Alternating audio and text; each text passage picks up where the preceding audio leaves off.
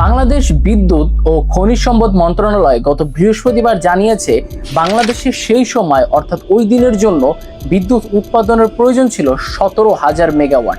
তবে সেই দিন মাত্র 14,000 মেগাওয়াট পর্যন্তই বিদ্যুৎ উৎপাদন হতে পারত, যেইখানে প্রায় 3,000 মেগাওয়াট বিদ্যুৎ উৎপাদনের ঘাটতি রয়েছে। এছাড়াও গত বুধবার বাংলাদেশ খনিজ সম্পদ ও জ্বালানি মন্ত্রণালয়ের এক বিবৃতিতে জানানো হয়, বুধবারে মোট চাহিদা ছিল 15,767 মেগাওয়াট বিদ্যুৎ। তবে সেদিন সরবরাহ ছিল মাত্র 13,681 মেগাওয়াট বিদ্যুৎ, অর্থাৎ প্রায় 2,086 মেগাওয়াটের বিদ্যুৎ লোডশেডিং। এবং বুধবার কিন্তু বাংলাদেশের প্রায় প্রতিটা জায়গায় প্রচুর পরিমাণে লোডশেডিং হয়।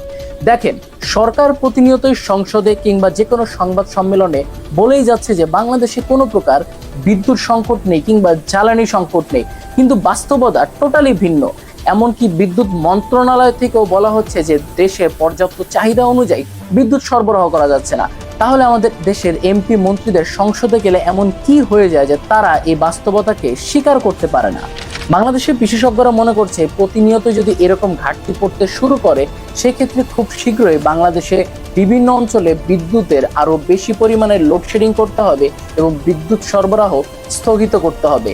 এবং এই ধরনের সমস্যা সৃষ্টি হলে কিন্তু বাংলাদেশে যে সকল কলকারখানা রয়েছে সেই জায়গাগুলো কিন্তু একটা বড় ধরনের প্রভাব ফেলবে।